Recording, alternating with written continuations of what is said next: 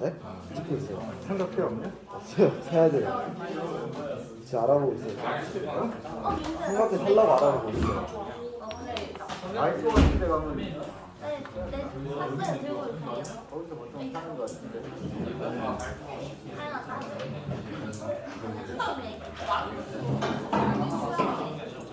아, 지금 써도 되나? 아, 지금 풀어보면 안 돼? 사실 지금 안 좋았는데 집에 맛있게 그럼 몇 개를 들고 왔어요.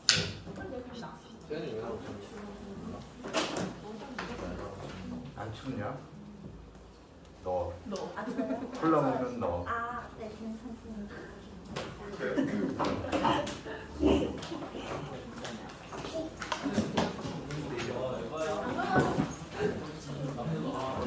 분명히 아, 그래?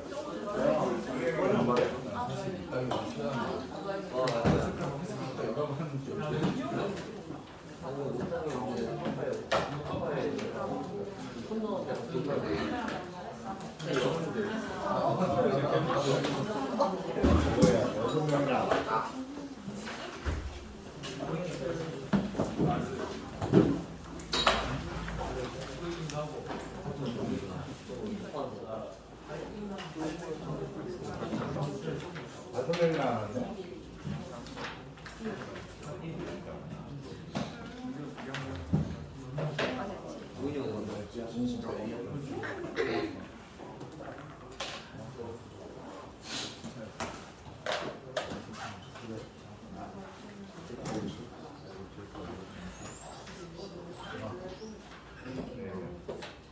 네 명이 누구야? 박연지하고 어세윤수기하고 유식이하고 유열이랑 2장 빠르게 쓰려고 그러는데 2장이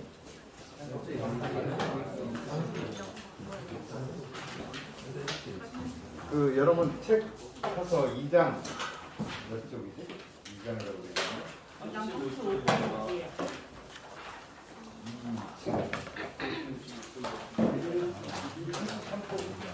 이 2장 페이지에 이렇게 돼 있나요? 페이지는 없고 이쪽이지. 저 뒷장 보면 인트로덕션 있죠? 그거 읽어보셨어요?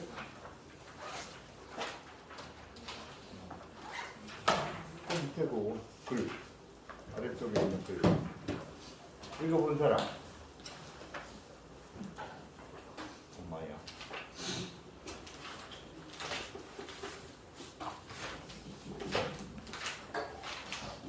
몇 쪽이지? 34쪽에 페이지 전체 검게 되어 있는 아래쪽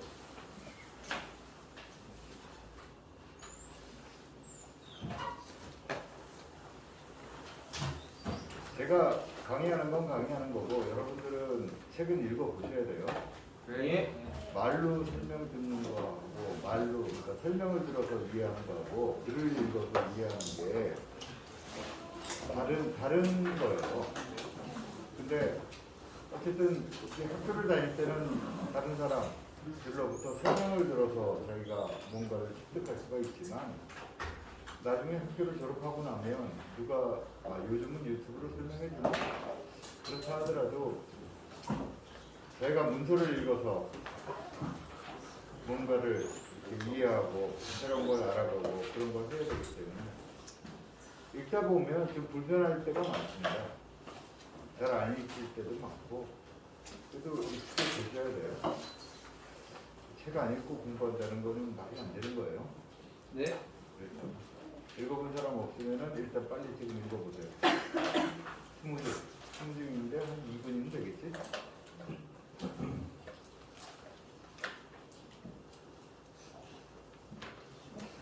읽다 보면 아마 무슨 말인지 잘 이해가 안 될 것 같은데 하여간 읽어보세요. 제가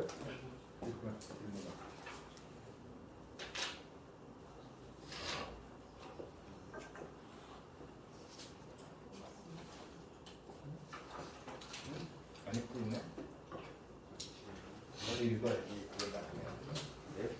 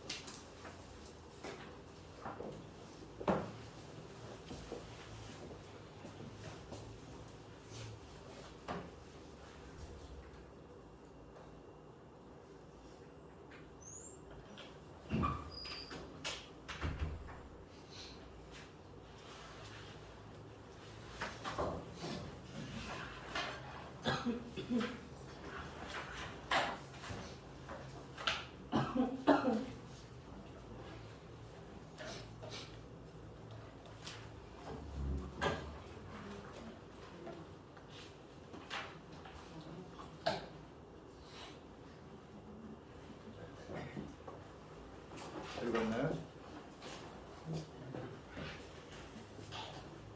이거 못 읽었어?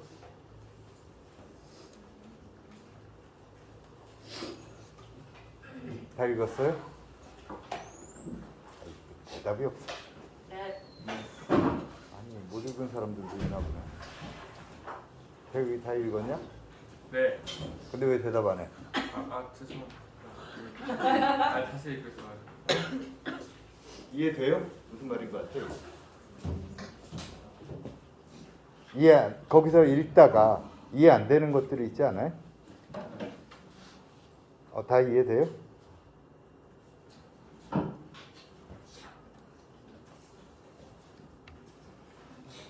이해 안 되는 부분이 있는지 물어봤는데 아무 대답을 안 하고 있으면 다 이해했다는 이야기 아닌가?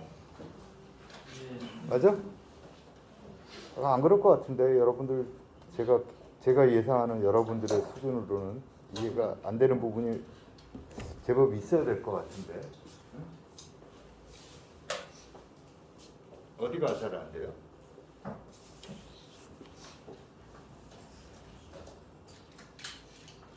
일단 문체가 되게 딱딱하죠. 소설만큼 재미는 없지. 뭐 그건 그렇다고 치고 뭐 어차피. 근데 내용이 중요하니까 이해 안 되는 거 어디가 걸려요? 물리적 방법. 실수 집합 그걸 이제 실수계라고 불렀는데 실수계를 정의하는 두 가지 방법이 있다 해놓고 두 가지 방법 중에 하나는 구성적 방법이라고 했고 또 하나는 공리적 방법이라고 했다. 그런 게 있다 그랬는데 어쨌든 이 책에서는 공리적 방법을 따르겠다 그랬어요. 그러니까 뭐 공리적 방법이 뭔지 몰라도 이 뒤에 나오는 내용을 이해를 하면 그것이 이제 공리적 방법을 따라서 실수를 구성하는 방법인 거죠. 그럼 이제 구성적 방법은 뭐예요?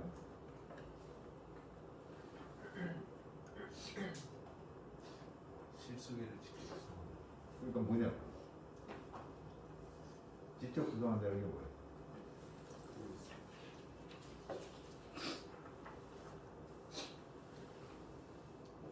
이거는 집합론에서 할 수도 있고 안 할 수도 있는데 실수 집합을 정의하는 방법을 구성적 방법을 따라서 정의하는 걸 집합론에서 다루기도 하고 안 다루기도 해요. 그래서 들은 사람도 있을 수 있고 안 들은 사람도 있을 수 있어. 여러분들이 들었는지 안 들었는지 지난 시간에는 못 들어봤다 그랬던 것 같은데 실수 집합의 정의 집합론에서 들어본 적 있어요?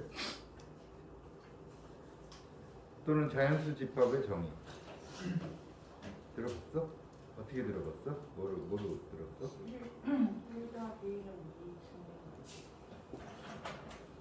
1 더하기 1은 2? 거기서 1은 뭔데?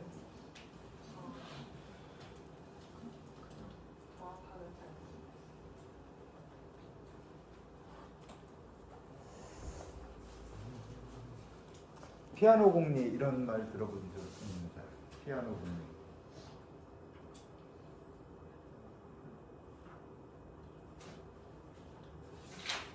집합론 책이 있죠? 수학도 끝났고. 아니 그러니까 집합론 책들 있지? 예. 네? 거기 찾아보시면 그런 거 나와요. 한번 보세요. 그러면 거기서 이제 수라는 걸 정의하는 방법, 그 이제 어떤 식으로 수를 정의하느냐, 그거에 따라서 여러 가지 방법이 있습니다. 피아노 공부 제일 많이 했던 것 같아요. 도록으로 보통 나와 있으니까 한번 보세요. 여러분들 교재가 뭔지 제가 몰라서 그것만 잘 이해 안 되고 나머지는 다 이해돼요? 첫 번째 문장은 동의가 돼? 예. 아, 그래?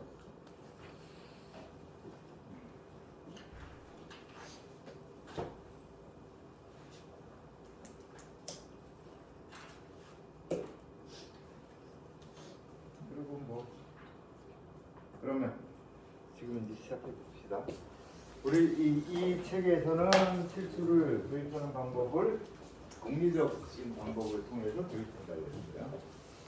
구상적 방법이라는 것은 하나하나를 갖다가 정해주는 방법이에요. 근데 공리적 방법은 그렇게 하지 않고 어떤 구조 자체를 제시를 함으로써 이 구조를 만족하는 원소들의 모임이 실수다 이렇게 하는 거고요. 그때 이 구조적인 방법은 제가 지난주에 소개를 했던 것 같아요. 첫 번째 시간에 소개했던 게 실수는 기본적으로 체라는 구조를 가지고 있다. 어떤 집합인데 그 집합인데 체라는 구조를 가지고 있다. 체 구조가 우리 책의 1절 내용이죠.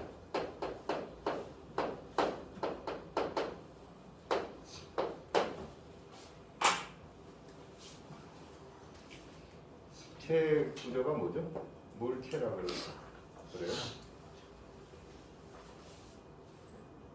여기 보시면은 35쪽에 체공리라고 나와 있죠? 네? 그러니까 체는 기본적으로 어떤 집합인데 연산이 두 개가 주어져 있고 하나는 보통 우리가 덧셈으로 생각을 해요. 실수 우리가 옛날에 많이 했던 실수 덧셈이라는 연산. 또 하나는 실수에서는 곱셈이라는 연산이 있죠. 보통 초등학교는 사칙연산 이래가지고 하죠. 네. 그러지 않나? 요즘 초등학생들 입장에서는 실수에서의 연산은 두 개가 아니라 네 개가 있는 것처럼 느껴요. 두 수가 있을 때 두 수를 더한다, 두 수를 뺀다. 이게 다른 거라고 생각을 한다고요. 네. 그죠? 근데 여러분들 아마 고등학교 때도 했을 것 같은데 뺀다는 개념은 음수는 뭐죠? A에 대해서 마이너스 A라는 놈은 뭐냐면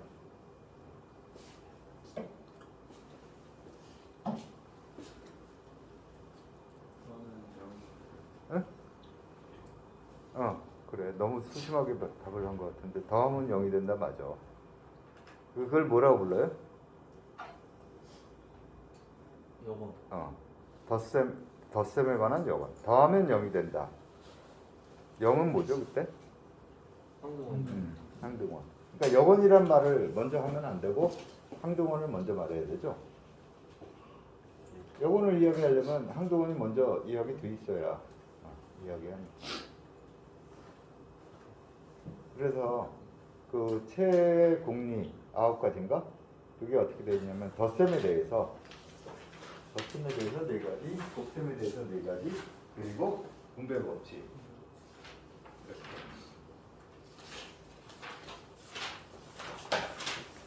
실수라는 게 뭔지 잘 모르는데 아직 잘 모르는 거예요. 아직 잘 모르요.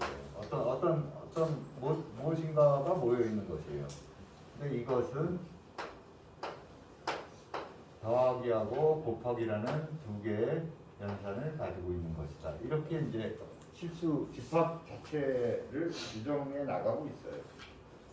이게 나중에 이 집합이 최종적으로는 실수 집합이 될 거예요.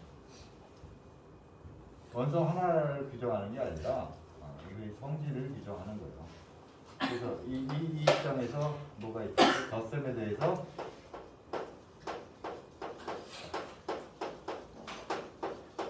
이해가지.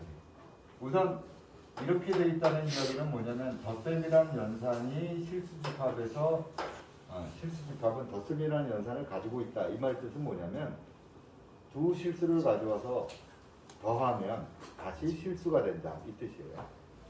그걸 우리가 다른 말로 연산에 대하여 닫혀있다. 이렇게 이야기합니다. 여기 4가지 책에 있는데 한번 볼까요? 첫 번째 뭐였어요? 공리의 덧셈에 관한 그런 교환 법칙.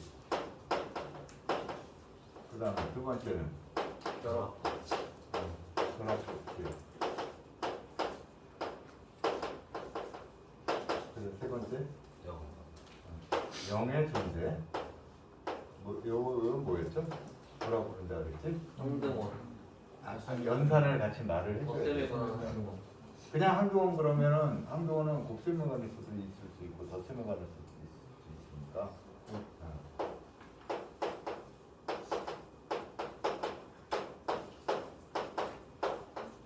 그 다음에 영혼의 존재죠. 이게 뭔지 모르지만 두 개 여기 있는 거 두 개 가져와서 더하기라는 것도 아직 뭔지 잘 모르지만 더하면 다시 이 안에 있어야 된다. 더한 것이 없으면 안 된다. 그 뜻이에요. 있어야 되고 그 다음에 특별한 이런 놈을 가지고 있고 각각의 원소에 대해서 이거 x라고 제가 썼으니까 저는 x라고 쓸게요. 아니 여기 원소 아무거나 가져오면 어떤 게 있다? 이런 게 있다. 이런 것을 이제 소개 안 해도 아시겠죠? 네 여기다가 제를 더하면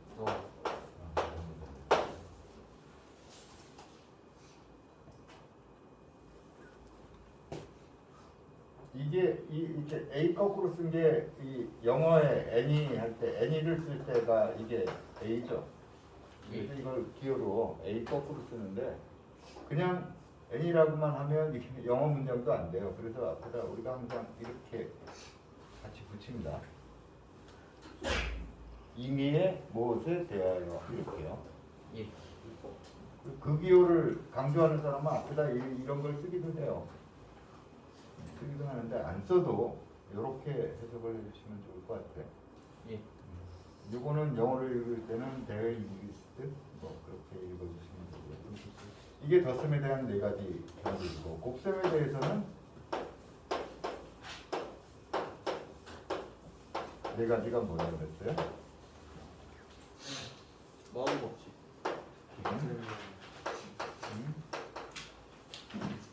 그 다음에 그 다음 페이지에 있잖아요. 예전에 나랑 들었고 그 다음에 덧셈에 들어가 덧셈에 달라 그 뭐라고 그런다고?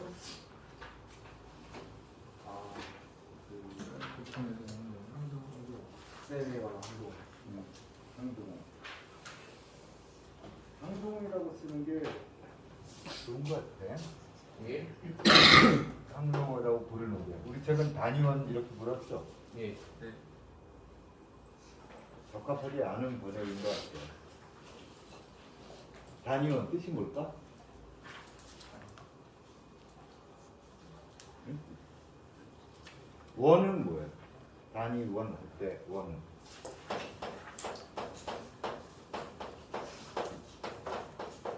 이거 어디서 나온 말이에요?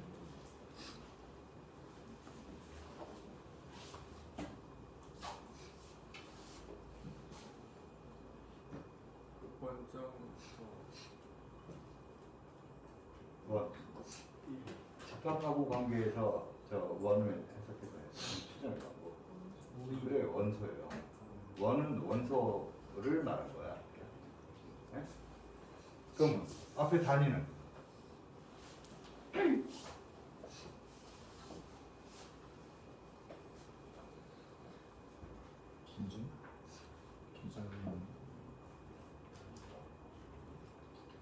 우리가 단위란 용어 쓴 적이 있죠. 네. 이거 수학하기 전에 초등학교 때도 했던 게 있어요. 단위 뭐 할 때 어떨 때 단위라는 것이 나왔어요? 길이 글쎄 길이를 표현하는 도구로서 단위라는 걸 도입을 하죠. 그래서 미터법이 있어요. 미터 그러니까 1m 하면 공통으로 요게 1m다 하는 게 있잖아요. 1cm면 요게 1cm고.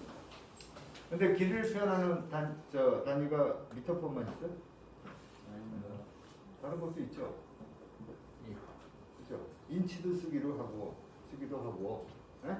뭐 우리 쪽에는 뭐 척 이런 것도 쓰기도 하고 다르거든요. 그 기준을 정하게 내리는. 근데 여기서는 단위라는 말은 이상하죠. 1은 예? 어떤 걸 곱해도 다시 자기 자신이 된다 이런 뜻이잖아요. 그래서 이 번역은 안 좋은 것 같아요. 게다가 나중에 여러분들이 이 대수적 이건 지금 대수적 구제라고 하거든요. 어떤 연산에 대해서 무엇인가를 만족한다 이거예요. 그죠? 이 성질들을 가만히 보시면 이 중심이 여기에 있는 거죠. 이 연산이 교환 법칙을 만족한다. 이 연산이 결합 법칙을 만족한다. 이 연산에 대해서 항등원을 갖는다. 이 연산에 대한 역원을 갖는다. 이런 거잖아요. 이게 중심이라고요. 밑에 거는 요 연산에 대해서 하는 거고. 그럴 때 나중에 이 단위원은 아니고 단원 뭐 이런 단어를 다른 데 용어로 씁니다. 다른 걸 표현하기 위해서. 그래서 여기서는 굳이 이렇게 쓰는 건 저자가 좀 잘못 쓴 것 같아요. 저는 뭐라고 쓰는 게 좋겠다고요? 위에서도 항등원이라고 그랬으니까 연산만 다른 거지. 똑같이 항등원. 곱셈에 관한 단지, 곱셈에 관한 항등원.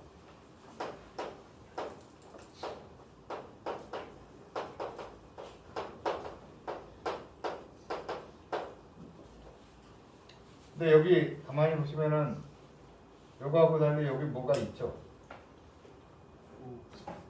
여기 뭐가 있냐면 이거 중요한 거예요. 0이 아니다가 있어요. 위에는 0 쪽에는 그거 없잖아. 덧셈하거나 항등원은 아무 조건이 없잖아요. 근데 곱셈하거나 항등원에는 0이 아니다. 이런 조건이 있어요. 이게 이제 뭐 때문에 등장하냐면 요게 없으면 무슨 일이 벌어지냐면 어떤 수에다가 0을 곱하면 이건 항상 0이 돼요. 그죠? 네. 증명하실 수 있나?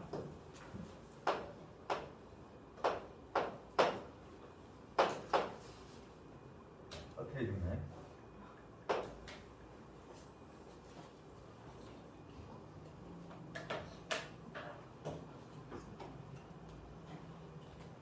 제가 수라 그러니까 아이씨 0 곱하면 당연히 0 된 거 뻔한데 왜 물어봐 이런 불만의 말을 할 수도 있을 것 같아서 수라고 안 그러고 집합의 원소 이건 어떤 종류의 연산 이건 다른 종류의 연산 그냥 그렇게 하겠습니다. 요거 연산은 뭐라고 할까 그냥 덧셈이라고 꼭 생각하지 말고 이렇게 하고 이건 별이라고 합시다. 이 동그라미 두 개 별. 그러면 지금 이렇게 된다는 이야기예요. 수라는 생각을 지워버리고, 수라는 생각을 지워버리고, 뭔지 모르지만 내가 이걸 만족한다면, 이렇게 되어야 된다. 그러면 이제 이게 어떤 수의 실수, 우리가 익숙한 수의 0 곱하면 0이다. 그거하고는 좀 다른 이야기죠, 이제. 여기서 0은 우리가 알고 있는 0이 아니고, 뭐예요? 덧셈에 관한 항등원을 그냥 저렇게 0이라고 쓴 거예요. 그 연산에 대한 항등원을 그냥 0이라고 쓴 거라고. 그러니까 이거는 증명을 해야 될 사안이죠. 모르는 거잖아요. 알고 있었던 게 아니잖아. 그 증명. 이거 안 해봤나? 이런 거 해봤을 텐데. 여기부터 시작해서 0이라는 걸 해야 되죠. 이렇게 한 거는 요거하고 같아요. 그죠? 왜? 요거랑 같으니까. 덧셈에 요 연산에 대한 항동이라. 여기 더하기를 쓰면 안 돼. 예. 아까 이렇게 쓰기로 했죠? 예. 그럼 동그라미 이제. 응? 그 다음에 아직 안 했지만 요 맨 마지막에 나오는 하나의 성질이 더 있죠. 배분 법칙이랑 그렇죠. 배분 법칙이라고 하는 거. 저는 분배 법칙이 더 좋은데 그걸 쓰면 이게 어떻게 바뀌어요? 이렇게 하고 동그라미 이렇게 쓰려니까 좀 이렇게 될 거 아니에요. 두 개 예. 이렇게 풀린다 그렇게 되죠. 네. 그죠? 그 다음에 이 동그라미 연산에 대해서는 항상 뭐가 있어요?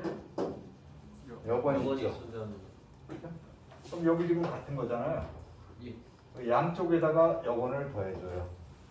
그 등호의 성질입니다. 같은 걸 더해도 같은 걸 연산을 해도 바뀌질 않는다. 그 양쪽에다 더해주면 이쪽에다가 더하면 요것에 마이너스를 동그라미 하면 요것에 마이너스를 이렇게 여건을 이렇게 쓴다 그랬잖아요. 이렇게 더하면 이쪽도 더해지는데 더해진다고 해요. 그럼 이거 0이죠. 요건의 정의에 의해서. 그럼 이쪽은 뭐가 나면 계산하면 여기 두 개 있잖아요. 두 개 있는데 하나는 더했으니까 0 될 거 아니에요. 그죠? 그럼 남는 게 뭐예요? 하나죠. 이렇게. 그래서 이놈은 이런 거 같다. 이거 증명하고자 하는 문제가 증명입니다. 이해하셨죠? 예.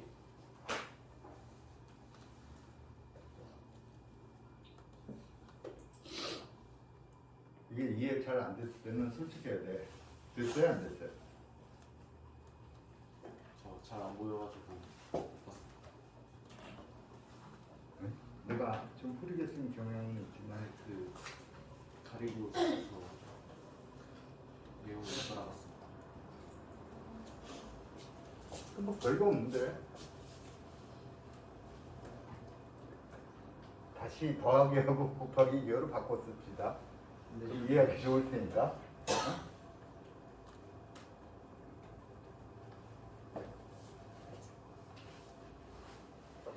이거 0 곱하기 0 x가 다 0이다. 이거 보이지? 그래서 0 곱하기 x를 우선 0 더하기 0 곱하기 x 이렇게 바꾼 거예요. 그 다음 분배 법칙을 쓰면 0 곱하기 x 더하기 0 곱하기 x 이렇게 되는 거고 양쪽에다가 요 0 곱하기 x가 뭔지 모르지만 하여간 요것도 어쨌든 어떤 집합 x의 원소잖아요. 어? 그것에 대해서는 덧셈에 대해서는 여건이 존재한다 그랬으니까 여건을 양쪽에다 더해 준 거라고. 양쪽에다 여건을 더해서 계산을 하면 결과가 이쪽은 0 나오고 이쪽은 0 곱하기 x가 나온다. 따라서 0 곱하기 x는 다 0이다. 이렇게.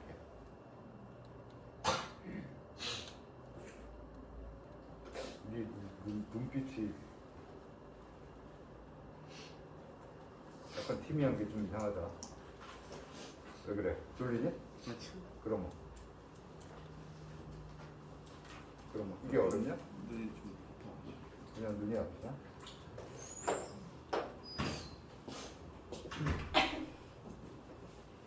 근데 저걸 이야기를 왜 했냐면 만약에 1이 0이 되면 이 0이 아니라고 지금 가정을 했죠? 0이 아니라고 했잖아요. 응? 근데 만약에 1이 0이 되면 무슨 일이 벌어지나 그거를 이거하고 연계해서 설명을 해줬어요. x는 항상 1 곱하기 x죠. 네? 이 1의 정의잖아요.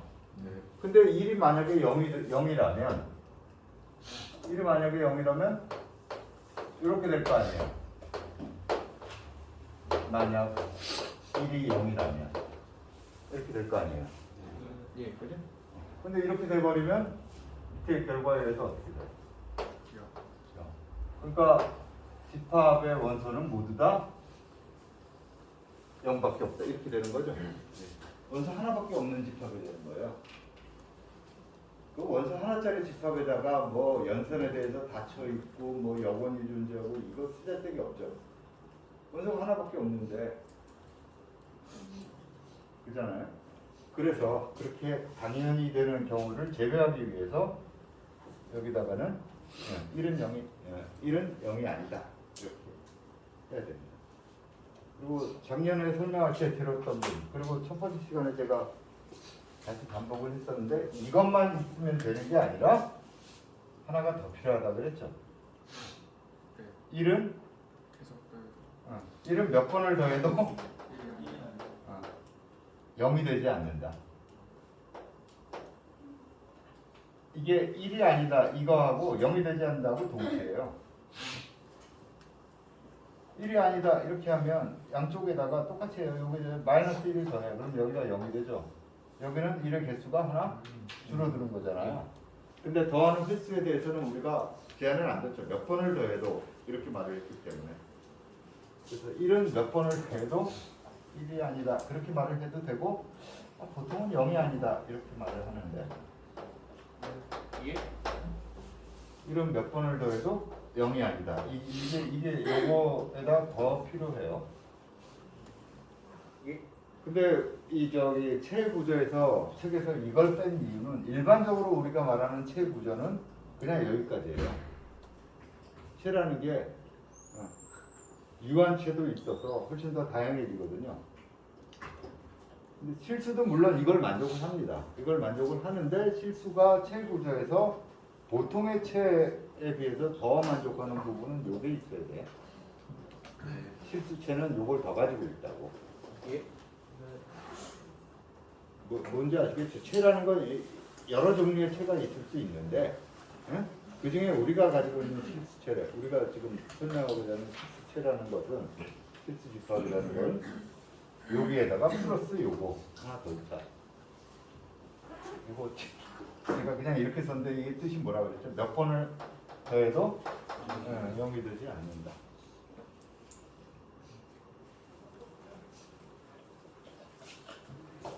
이게 실수가 가지고 있는 체 구조라는 거죠. 그 다음 절에서 책에서 소개하고 있는 건 뭐냐면 실수는 그냥 실수에서는 우리가 이것만 하는 게 아니라 수의 용도가 두 가지. 하나는 뭐죠? 하나는 양, 세기 위한 거. 두 번째는 순서. 비교는 보통 양적 비교를 많이 말을 해요. 그냥 비교 그러면 양적 비교예요. 누가 키가 크냐 이런 거 비교할 때 그게 양적 비교라고 해요. 근데 이제 그거하고 다른 거 순서. 순서는 다른 개념이죠. 뭐 첫째, 둘째 뭐 이런 거잖아. 1루, 2루 이런 거잖아요. 그 양적 비교가 아니지. 그래서 두 번째 실수 집합에서 우리가 생각했던 건 실수는 순서 집합이다. 그러니까 이런 순서 관계가 있다.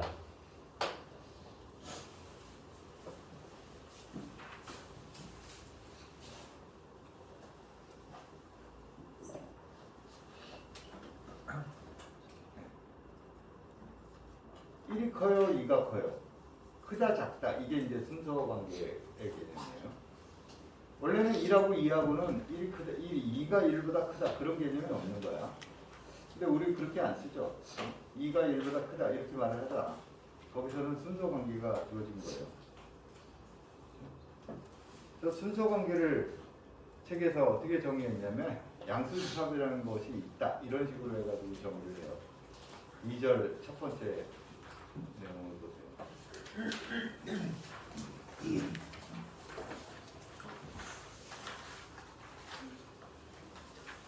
2.2.1 순서 공리 이렇게 돼 있죠.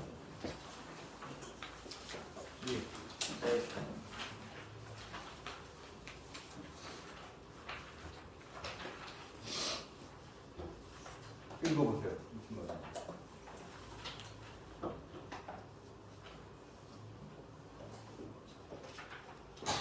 무슨 말이야?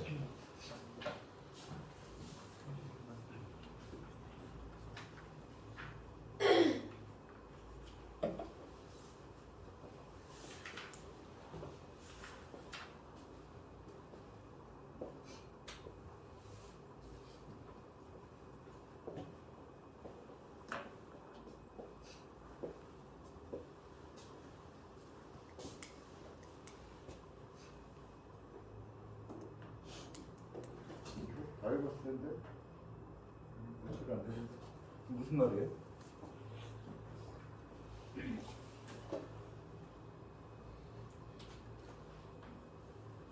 집합론에서 순서 관계 들어봤을 텐데 기억나세요?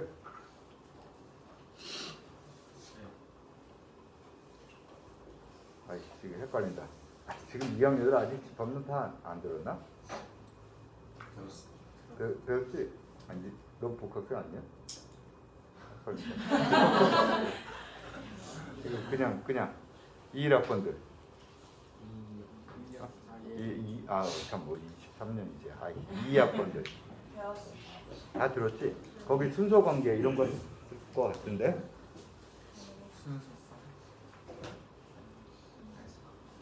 질문에 무시당했어. 대답 안 해? 그렇지. 내가 물어봤는데 둘이서 딴 이야기 하잖아. 안 하고 넘어갔다고 해서 뭘? 13년 없을 때요. 어. 1학년 때. 그 순서 집합 부분을 안 하고 그냥 넘어갔던 걸로. 누가 어느 분이 담당하셨냐? 박원길 교수님. 그럼 내가 해야 되잖아.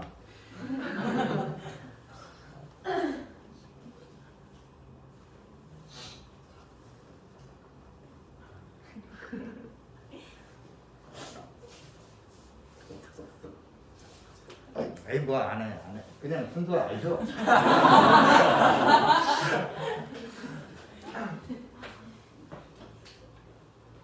순서 관계를 정의하는 방법이 여러 가지가 있는데 집합에다 순서 관계를 어떻게 정의를 하느냐 그게 여러 가지 방법이 있어요. 그 중에 우리 책은 그냥 P라는 집합의 존재를 가지고 순서 관계를 정의하자 이렇게 한 거예요. 그 P라는 집합은 지금 보시면은 뭐냐면 그 P가 포지티브, 양 이런 것으로부터 P라고 한 겁니다. P라는 집합이 양수들을 모아놓은 집합을 말해요.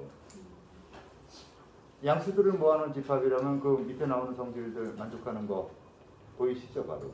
네. 양수 두 개 더해도 양수, 양수 두 개 곱해도 양수. 그러니까 양수다라는 걸 정의를 하는 방법을 P라는 집합을 해서 요 집합에 속하는 원소는 양수다 이렇게 정의를 하겠다 이거예요. 이게 우리 책의 입장입니다. 근데 뭐 우리 해석하고서는 별로 중요하진 않아요. 이 사람은 이렇게 했지만 그리고 실수해서 음량 그런 거는 여러분들이 익숙하게 알고 있으니까 워낙에 익숙하죠. 부등호 다룰 때도 뭐 같은 걸 더해도 부등호 관계 유지된다. 양수를 곱해도 부등호 방향이 유지된다. 음수를 곱하면 부등호 방향이 바뀐다. 뭐 이런 거 익숙하잖아요. 예. 예? 그걸 이제 공리적으로 접근하면 그 2절 뒷장을 넘겨보시면 다 증명을 하고 있어요. 뭐 증명하고 있는데 필수 집합에서는 다 잘 아니까 예? 그냥 우린 여기 넘어갑시다. 예. 나중에 순서 관계에 대해서 좀 더 제대로 알고 싶은 사람은 집합론 쪽을 참조하세요. 집합론의 순서 관계 쪽.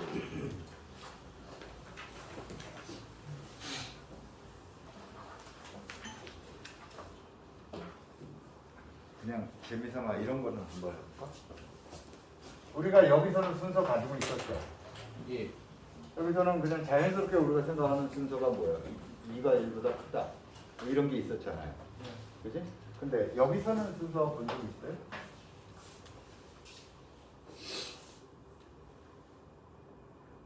여기서는 순서 관계 생각해 본 적 있어요? 아니요. 이 집합도 순서 있어요. 어떤 관계가 순서 관계다 하는 거는 저거만 만족하면 돼요. 트랜지스트. A가 B보다 크고 아니 네, 크다로 받아야 돼. 순서 관계, 이 부등호 관계는 우리가 이렇고 그리고 이러면 이것만 있으면 돼요. 우리가 보통 생각하는 부등호 크기 관계는 저것만 있으면 돼요. A가 B보다 크면 B가 A보다 크다. 이게 순서 관계예요?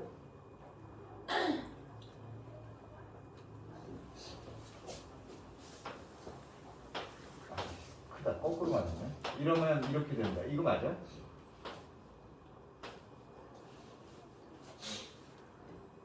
여러분들이 생각하는 그 부등호라는 게 이렇게 되는 거냐고요. 아니요. 일반적으로는 안 되는 거죠. 예. 일반적으로 안 되는 거예요. 이거 근데 되는 경우가 있어요. 이 관계가 아니고 등호라면 이게 돼요. 예. 이거는 당연히 되죠, 저거. 그러니까 등호라는 관계하고 같다도 두 개 사이의 관계예요. 이것과 이것은 같다, 다르다. 이것도 일종의 관계잖아요. 응? 같다라는 관계는 이런 성질, 이걸 대칭적이라고 부릅니다. 바꿔놔도 같다. 대칭적이지만 순서 관계는 대칭적이 아닌 거죠. 순서 관계라고 해서 반드시 대칭적이 아니다도 또 아니에요. 여기다가 우리가 고등학교 때 썼던 식으로 이렇게 해놓으면 이것도 맞아요.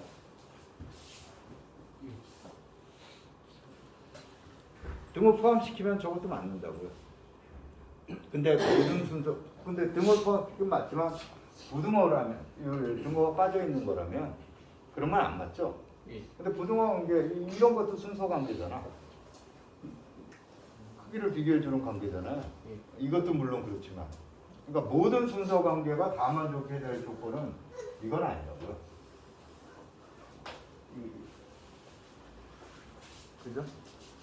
등호 관계라면 또 어떤 게 있어요? 등호 관계는 항상 이게 돼야 되죠. 등호 관계는 A하고 A하고 같아야지 같은 건데 그걸 다르다 이래버리면 안 되는 거잖아. 그죠? 저거는 이거 지금 제가 등호라고 말을 했지만 뭐 이런 거 들어보셨을 텐데 또는 동등관계.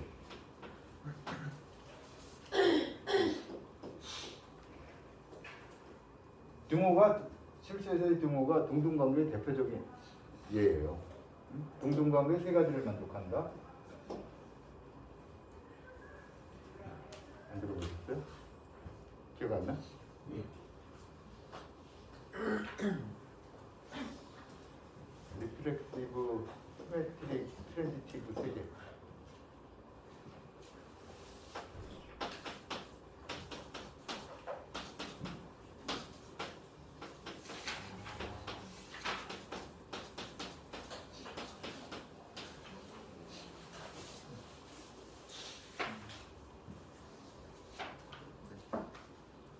봤을 것 같은데? 아니, 우리 뭐.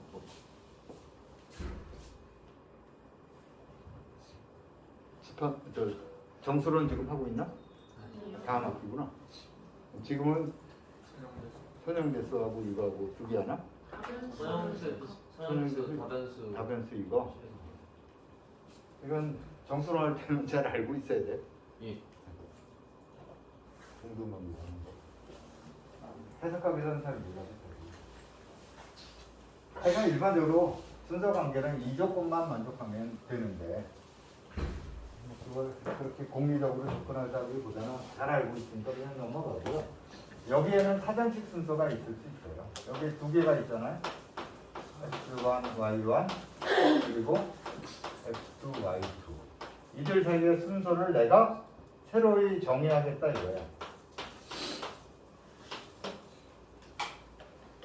순서를 그냥 제일 대표적인 순서 관계가 요거니까 보통 일반적인 순서 관계는 요걸 약간 이렇게 휘어서 표기해요.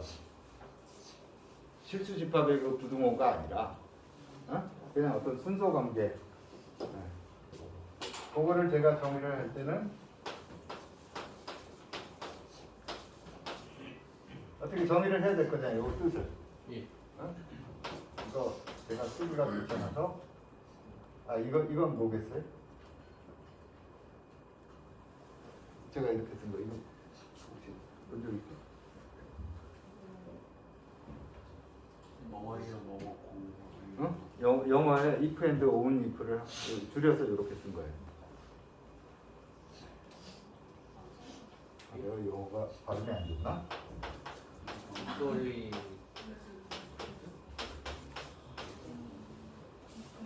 줄여서 이거 if 그러면 뭐 이러면 이렇다 이런 뜻이죠. 가정. on이 보면 거꾸로도 된다는 거잖아. 네. 그러니까 양쪽이 동치다. 그거를 이렇게 가끔가다 제가 무의식 중에 쓸 수도 있으니까 이거 기억해 달라고. 예, 알겠습니다. 그렇죠. 이거 말로 쓰기가 뭐한데 이거 그냥 제가 이렇게 쓸게요.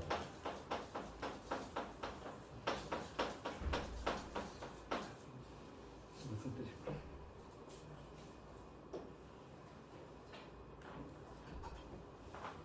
사전식 순서.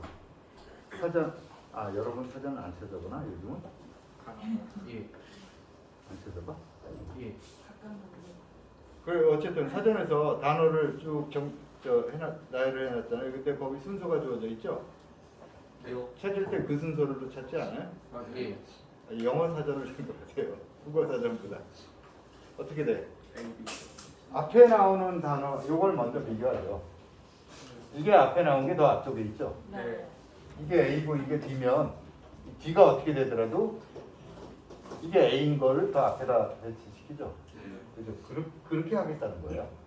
그러니까 이렇다는 이야기는 둘 중에 하나. 요 놈이 요 놈보다 무조건 작다.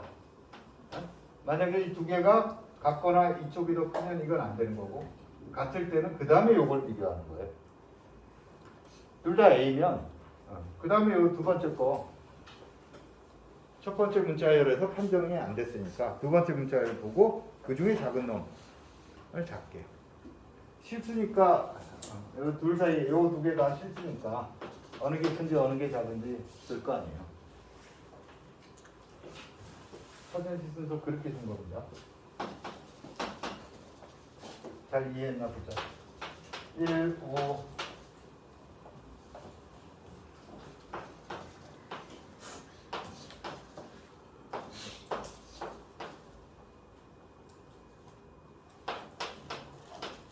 사전식 순서로 저 세 개의 순서상에 대해 순서를 내려봐. 어느 게 제일 작고 어느 게 제일 크다. 제일 작은 거. 1,5. 두 번째 거. 1,5. 세 번째 거. 3,2. 하나 더 써서 만약에 여기 3,1이 있으면 3,1. 이게 세 세 번째죠. 번째. 예. 네, 이게 네 번째고. 이렇게 순서 주겠다. 이것도 순서 관계예요. 순서 관계니까 우리가 기억 못했다 뿐이지 여기서도 우리가 순서 관계를 사용하고 있었다고요. 저런 식의 사전에서 단어를 순서대로 나열을 하잖아요. 안 그럼 찾아보기 어려우니까.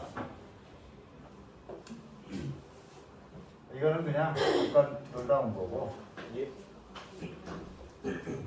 순서에 대한 내용은 그냥 씩 넘어갑시다. 책에 뭐가 있다 뭐 이런 것만 보시고요. 절대값 함수, 삼각부등식 이런 게 있다 보시고 넘어갑시다. 그리고 연습 문제에서 5번, 10번 풀어볼만 하고요. 12번 문제는 제가 설명을 좀 해야 될 것 같아요.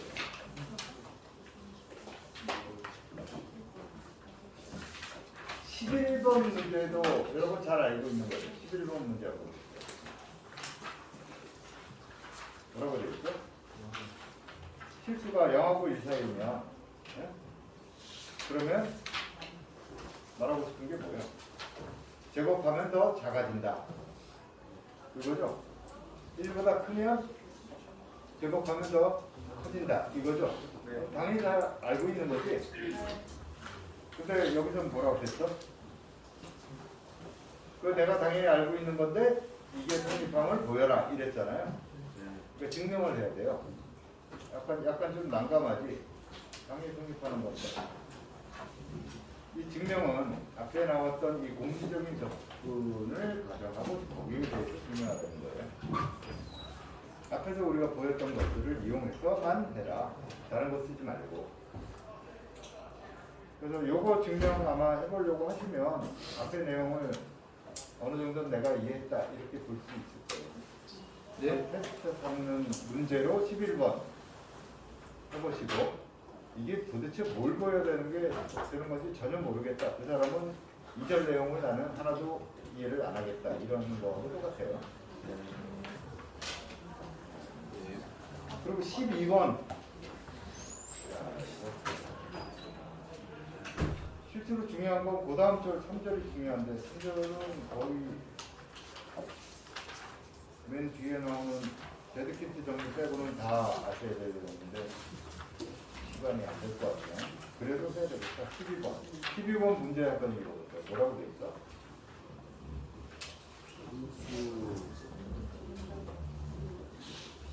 자연수에서 실수하고 함수를 소개를 했죠.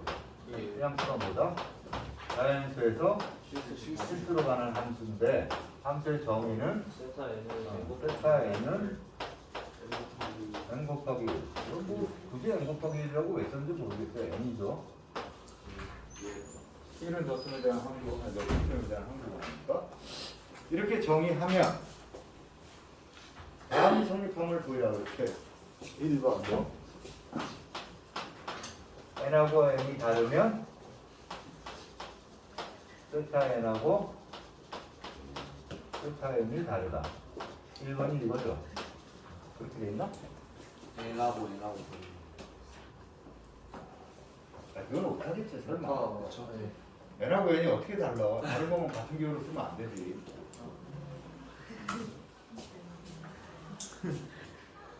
2번 이건 뭐로 돼 있어요? 세타 N 플러스 N은 n 플러스 m은 세타 N 플러스 세타 N 세타 n 플러스 세타 N 세타 m. 그 다음에 하나 더 있죠. 세타 N 세타의 N은 n 곱하기 m은 세타 N 세타 n 곱하기 세타 m 이렇게 돼 있죠. 이건 함수가 이렇게 주어져 있으니까 그냥 이 함수에 대해서 보이는 건 되게 쉬워요. 보이는 건 되게 쉬워. 아무것도 아닌 문제, 이상한 문제예요. 그냥 이거 왜 나보고 해보라고 그러는 거야? 이런 생각 드는 문제라고. 예를 들어 위에 거 해보세요. n하고 m이 달라. 그럼 이게 다르다 보이라고 그랬잖아요. 예. 근데 이게 뭐야? 이거 n이죠. 예. 이건 뭐야? 예. 네가 원래 다르다고 그랬잖아. 그러니까 당연히 다른 거지. 2번 세타의 n 더하기 m이 정의상 이게 뭐예요? n 더하기 m이죠. 예. 앞에 n이 뭐야? 요거고 뒤에 n이 요거죠. 예. 이것도 마찬가지예요. n 곱하기 m은 정의에 의해서 n 곱하기 m이잖아. 예. 근데 요 앞에 n을 또 보면 앞에 n이 바로 세타 n이고 예. 뒤에 n이 세타 m이에요. 그러니까 이거는 도대체 이게 뭐하는 문제인지 잘 모르는 문제 같지 않아요? 예. 근데 일반적으로 여러분 연습 문제 배치를 이렇게 보시면요 반드시는 아닌데 가장 어렵다고 생각하는 문제가 제일 뒤쪽에 가 있어요. 보통은. 보통은. 맞습니다. 일단 책의 그 내용 전개 순서에 따라서 연습 문제도 어느 정도 배치가 됩니다. 앞에 절에 이게 절마다 연습 문제가 있잖아요. 예. 그 절에 하나의 내용만 다루고 있는 게 아니라 몇 개의 내용을 다루고 있으면 그 몇 개의 내용에 대한 연습 문제가 또 그 순서대로 이 내용 순서대로 보통은 배치를 해요. 근데 이런 내용들이 서로 연결되어 있거나 아니면 딱 그 내용하고 어떻게 딱 이렇게 매칭된다라는 매칭되지 않는 그런 종류의 연습 문제들 그런 게 보통 어렵거든요. 제일 뒤에서 나요. 근데 이 연습 문제는 이상하죠? 안 그런가? 맨 뒤에 문제인데 응? 너무 쉽지 않아? 예. 이거는요 이것 때문에 그래요. 여기서 보이라고 그런 거는 이걸 보이라고 그랬죠? 예. 이거면 이렇게 된다를 보이라고 그랬죠? 예. 우리 책의 문제는. 근데 원래 문제는 그게 아니고요. 이걸 보여라요. 오. 이거를 만족하는 함수는 요꼴밖에 없다. 이걸 보여라요.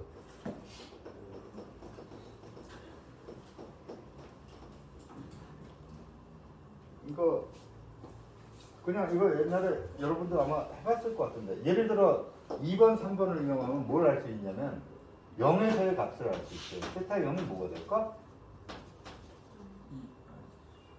0이 돼야 돼요. 예. 이거 여기라면 여기 nm에다 전부 0 집어넣으면 세타 0은 세타 0 더하기 세타 0. 또 하나씩 지워버리면 세타 0은 0 이렇게 나오잖아요. 이것만 나오는 게 아니라 밑에 거 쓰면 세타 1이 세타 1은 세타 1 곱하기 세타 1 이렇게 되잖아요. 예. 그래서 넘어가서 이렇게 정리하면 이게 1. 뭐 이런 게 나와요. 예. 세타 1도 0 될 수 있겠지. 뭐 그거 나중에 생각해보고 어쨌든 이렇게 얻어지거든요. 그래서 요거 얻으면 세타 1이 1이면 세타 1은 뭐예요? 아니 2는 1 더하기 1이잖아. 1 더하기 1은 세타 1 더하기 첫 번째 성질에 의해서 이렇게 되죠? 근데 요거 1이었잖아. 그래서 2. 이거 2일 때만 제가 써드린 거고. 그러면 세타 n은 뭐가 될까? n 되겠죠, 이거 n 버스는. 예. 그러니까 이 성질로부터 이런 게 나온다고요. 대략 지금 설명드린 거야. 네? 시간이 다 돼가서. 어떤 이게 실수의 부분집합, 실수집합에서는 이 연산이 지금 중요하잖아요. 두 개의 연산이 더하기하고 곱하기라는 연산이 중요하다고 그랬어요. 그래서 위쪽을 뭐라고 이야기하면 이 함수가 덧셈을 보존한다. 더한 수는 더한 거로 보낸다. 이런 덧셈을 보존한다. 이렇게 말을 하고요. 아래쪽은 그럼 곱셈을 보존한다. 그래서 줄여가지고 그냥 이걸 덧셈 함수 이렇게 부르기도 해요. 이 곱셈 함수 이렇게 부르기도 하고요.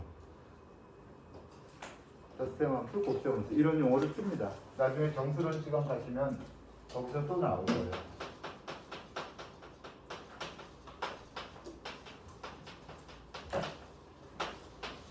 좀 더 일반화해서 군이라는 구조에서 준동형 사상 이런 걸로 3학년 때 다시 등장할 겁니다.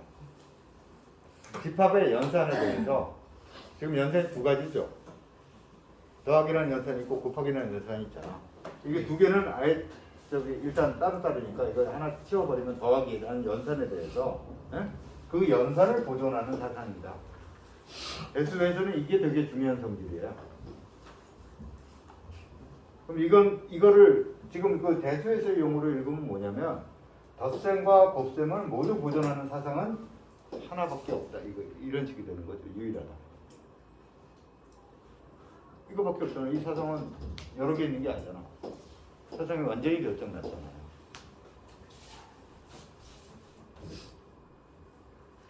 그냥 이런 과정을 통하기 전에는 이건 그냥 어떤 사상의 이런 사상의 함수의 성질이잖아요.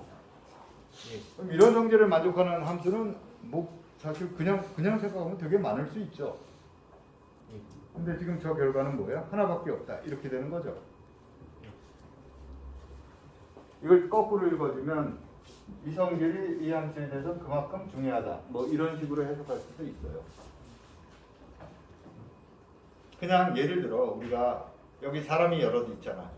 여러 사람의 성질로 남자 이러면은 많죠. 그게 규정이 안 되죠. 여기 남자 많잖아. 아닌가? 많지? 예. 그죠? 근데 키 얼마 이상 이렇게 해버리면 한 명만 있을 수도 있어요. 제일 큰 사람이 누구냐?